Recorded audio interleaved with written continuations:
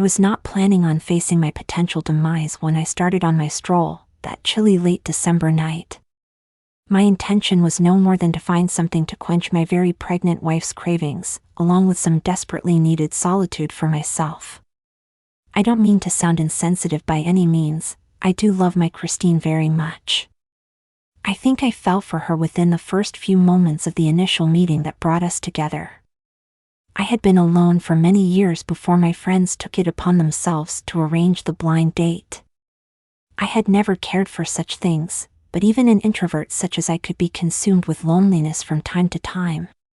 She was truly a delight to be around, and it amazed me to find that we had so much in common. I consider myself to be of fairly unique taste, and it has always been difficult for me to form relationships. My small circle of friends had been in my life for what felt like centuries sometimes, but I never could have predicted they would be the ones to introduce me to my soulmate. We married within mere months of being together. I worried we were rushing things a bit, that perhaps we had not yet outgrown our honeymoon phase, but I had never been so happy in my life. Over the years, our love for each other never grew stale or predictable, and when she became pregnant, we were overjoyed at the thought of bringing a new member into the family. Unfortunately, my poor Christine endured some complications over the last few months and has found herself mostly bedridden. I have done my best to be the loving and supportive husband she has needed over this troubling time, but this has left little room for me to be alone with my thoughts, a necessity for the introverts of the world. So, when she had a late-night craving, I was more than happy to take it upon myself to head out for a spell. She was hesitant to let me leave, as it was getting quite late, and surely few stores would still be open. I assured her I would be able to track something down, but she still practically begged me to stay home. There had been a rash of killings of late in our humble little town, but the victims had primarily been brunette women. 4 dark-haired ladies, and 3 men of no distinct pattern, to be precise. Our local sheriff feared a serial killer was at large, but I presumed he had just watched entirely too many crime shows. Perhaps I was too quick to dismiss his suspicions, as well as proving a little too eager to escape the house for a bit, but I understood Christine's concerns. I promised her I would keep my phone handy should she need me, before I kissed her on the forehead and made my way out into the night. It may have been wiser for me to arm myself with something more intimidating than my trusty pocket knife, but I wasn't overly concerned. This wouldn't be the first time I had braved the brisk night air for a midnight snack for my love, and I'm sure it won't be the last. So, I left out for my stroll, leaving the snow-covered car parked. It would have obviously made my trip faster had I chosen to drive, but I wasn't the biggest fan of driving on slippery roads. Plus, the walk would allow much more time for me to enjoy a bit of solitude. Once I was far enough away from the house, I lit a cigarette. My wife wasn't exactly fond of the habit that had been a part of my life since my teen years, but that wouldn't stop me from sneaking a few in when I got the chance. This was another thing that was far rarer of late. There are worse things people do behind their spouse's back, so I wasn't exactly burdened with guilt over it. She does have an uncanny sense of smell, though. I always keep hand sanitizer and a small bottle of cologne in my jacket pocket for such occasions. Normally, on nights like these, she would be too distracted by whatever goodies I brought her to be concerned with whether or not I had snuck in a smoke or two. Within 15 minutes, I was pushing through the door of the Gas and Sip. It was a decent little convenience store, which they had all decked out in Christmas flares. I toured the snack aisle while the little drummer boy echoed from the speakers above my head. I always looked forward to hearing the festive music in the stores, this time of year, though many would just have the droning elevator-style tunes for ambient, background music. Fortunately, my old buddy Eduardo, behind the counter, made sure to provide songs from his own playlists. Many gas stations wouldn't provide such things for their guests' brief visitations, but I think Ed did it more for himself than anyone else. There were only 2 other people in the store at this hour, an older gent scratching lottery tickets up front, and another guy in the back, sporting a brown hoodie and a thick winter coat. I couldn't see his face, but he appeared to be just aimlessly window shopping. I couldn't help but wonder if he was just waiting for the place to clear out so he could pull a gun on Ed, but he'd only have himself to blame when my friend would inevitably draw the 12 gauge he kept under the counter. I shouldn't just presume anyone's ill intent just because they seem to be trying too hard to be inconspicuous, but the world has become a crazy place. Finding nothing to fit my wife's cravings just right, I just delved into the snack cakes. I dropped my armful of Twinkies, ding-songs, and donuts on the counter, to which Ed chuckled. "Want some insulin to go with that?" He laughed. "May not hurt to grab a shot or two," I replied with a smile. "Chris about ready to pop?" Ed asked. "You have no idea." I laughed. We had been frequenting this gas station for some time, so Ed was more than familiar with us. He had even been by the house on the rare occasion he had a day off, but he stayed extra busy of late since his father retired. The store was family-owned, but he hoped to be able to hire a few more hands after the first of the year. God knows the poor guy needs a break. "You know that guy?" I asked, nodding my head to the man in the brown hoodie, who still stalked the rear aisle. "Never seen him before," Ed replied, handing me the double-bagged sack of goodies. "Just be safe, man," I said. "No worries, brother," my friend said with a wink, knocking the barrel of his sawed-off shotgun against the back of the counter. I just gave him a smile as I took the bulging plastic bag from him. "Merry Christmas, Ed," I said with a wave while I headed for the door. "Back at ya, man," he replied. The cold breeze practically smacked me in the face when I pulled the door open. It was almost stiflingly hot in the gas station, and I had almost forgotten how chilly it was outside.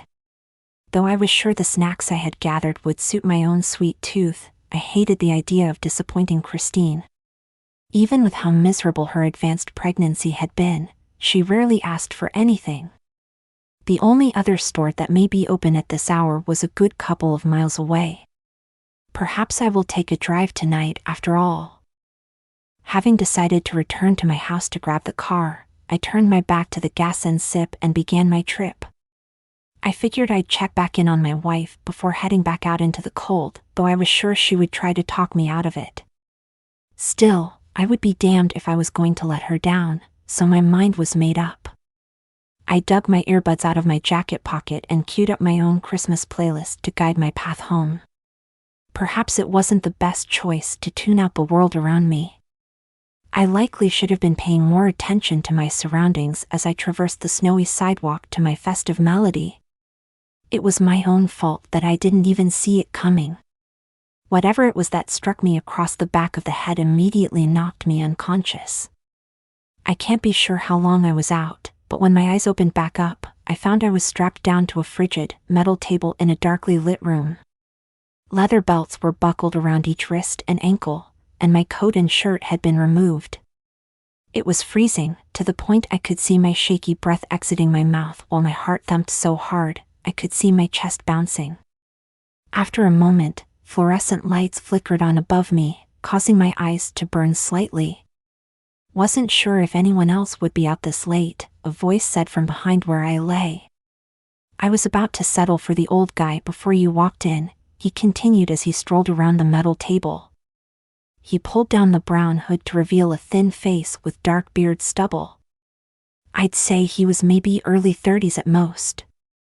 Thick, shaggy hair, long pointy nose, pale skin, and immaculate white teeth, from what I could tell.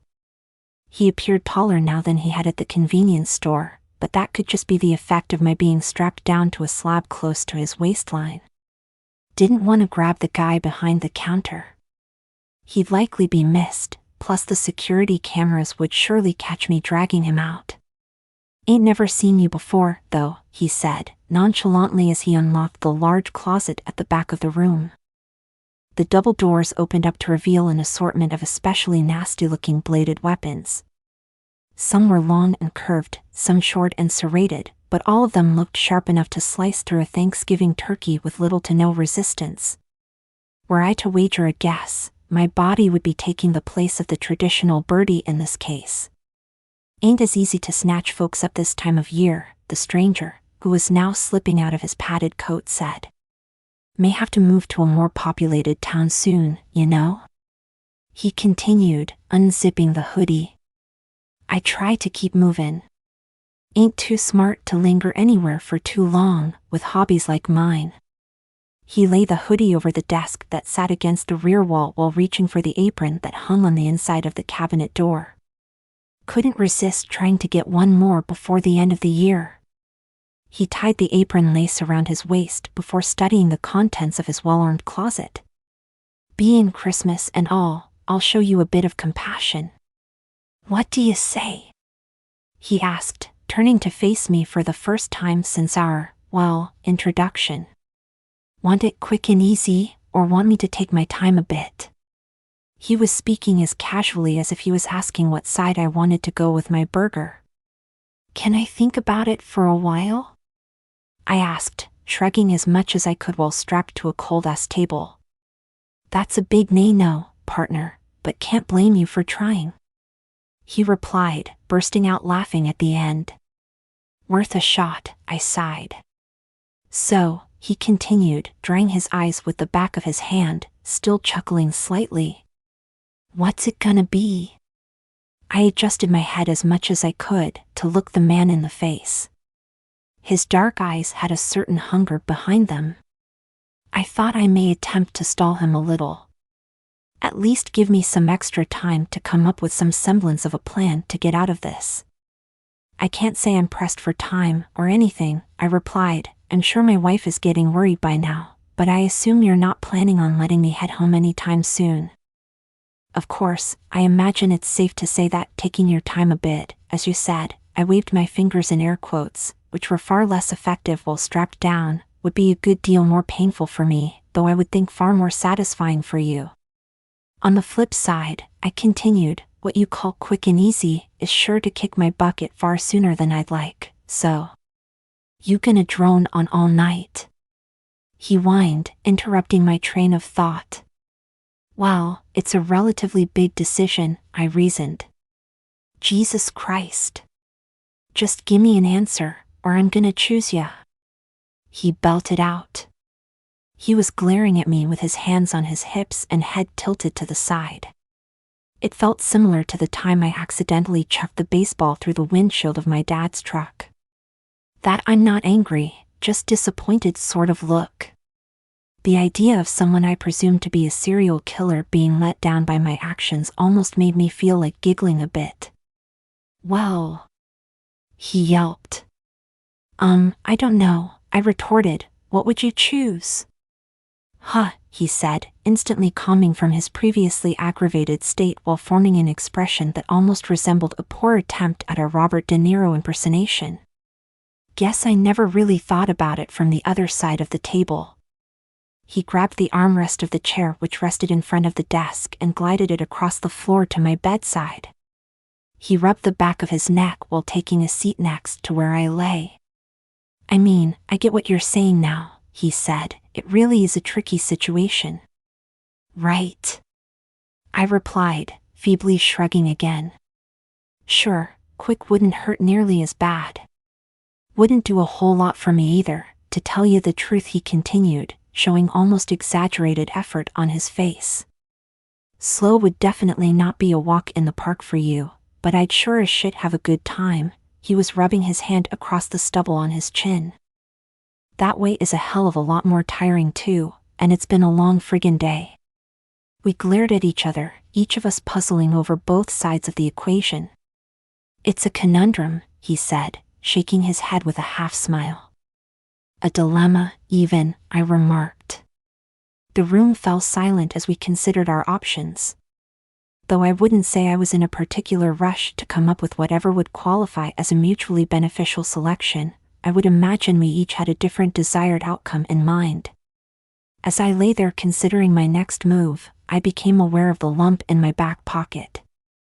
The stranger had apparently not thought to remove my wallet as he stripped down my upper half in preparation for the night's activities, and it would appear he had also neglected my trusty pocket knife, which felt like it still lay snugly in the other pocket. Flip a coin? I suggested, breaking the silence in hopes of distracting the pondering man for a moment. "Now, that's a good idea," he exclaimed, holding his pointer finger up, as though we're chanting Eureka. He quickly got to his feet and practically sprinted the small distance between the chair and his jacket. He rummaged around in the pockets, while I gently slid my left butt cheek in the direction of my leather-bound wrist. "I'm gonna say, heads we make it a quickie, and tails we go all night. Whatcha think?" he asked, spinning in place to look me in the eye. I was attempting to be as discreet as possible, but I was almost caught red-handed when he turned. Luckily, he appeared too distracted to notice what I was attempting to do. "Sounds fair," I said, tilting my head. He grinned like a madman and went back to digging through his coat and hoodie. Before I felt secure enough to get back to my quest, the man dropped his hands to his side dejectedly and turned to face me again. "No coins. God damn it," he said, shaking his head from side to side. "Well shit," I agreed. He glanced around the room, as though there was a secret stash of quarters he had neglected. "Be right back," he stated, before heading towards the door he had previously entered through. "Don't go anywhere." I heard him chuckle as he darted up an apparent stairway.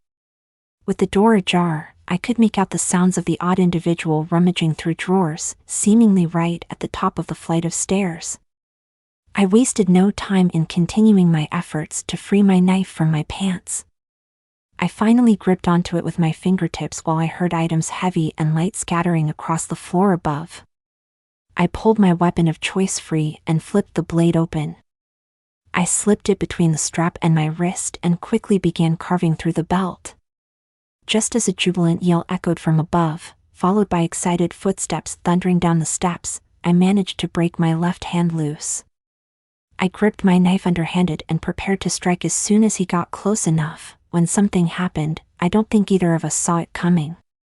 Given the fact the cold, steel table I was propped up on was facing away from the entrance to the room, I can only speculate what occurred based on the noises I heard. The hammering footfalls seemed to come to a halt as soon as the man hit the threshold of the room I occupied. There was a loud snapping sound, followed by the beginning of an F-bomb leaving the man's lips, accompanied by a screeching oof. I then found myself able to view the shaggy dark hair of the man, as he slid face first across the floor to my right, while a shiny nickel rolled toward the cupboard full of nasty carving tools. The complete absence of anything audible afterward left me to conclude that he had knocked himself out cold. I took the opportunity to unbuckle the belts around my other wrist and ankles, before heaving the man from the ground to the table I had previously occupied. Unfortunately, by cutting through the left strap rendered me unable to buckle all of his limbs, so I simply sliced through a few tendons in his forearm while he slept.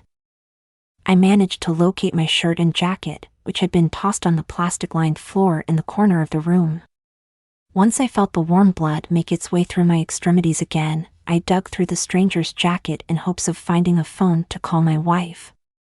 I could only assume my own device was still on the side of the road I was abducted from, but I had committed Christine's number to memory since our first official date. Not only was my search successful in locating a phone, but I also recovered a set of keys.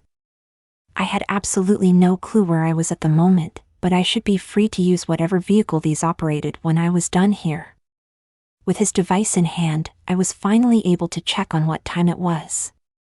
Seeing that it was a little after 4 in the morning, I had little doubt that my love would be bordering on frantic at my delayed return home. Even though I was calling from an unfamiliar number, she answered within 2 rings, and, as predicted, she was bordering on tears when she heard my voice. I informed her what had happened and assured her I would be home as soon as I was able. Even though I had little choice in the matter, I still apologized for not being able to track down what she had a hankering for. Still, I promised I would bring her home the heart of the dark-haired man who now lay strapped to the cold metal table.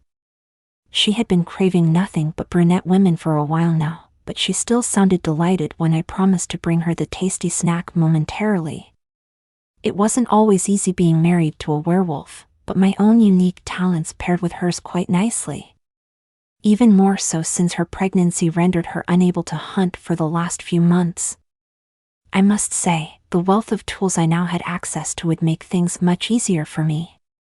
Though I was very skilled with my trusty pocket knife, it's always a bitch to get through the sternum, especially on these cold nights when I can barely feel my fingertips.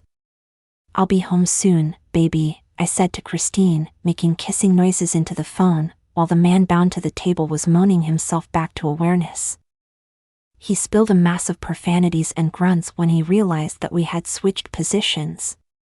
I pulled his apron over my head and tied the cord around my waist while he writhed and shouted. "So," I said, interrupting his alarmed curses when he realized he could not control his left arm. "Would you like it quick and easy, or should I take my time?" I asked. His reply was not very helpful, as it only concerned the variety of things he would like to lodge between my buttocks. Fortunately, while the stranger continued to rage on, I noticed the light reflecting off the shiny nickel that lay at the base of the tool closet. "Heads!" I exclaimed, retrieving the coin from the floor. "Looks like quick and easy for the win." I continued before reaching for his phone once more. I made a quick search for a festive playlist to provide a joyful soundtrack for the work ahead. I smiled as I shuffled through the vast menu of Christmas tunes, with the knowledge I would be back in my wife's loving arms soon.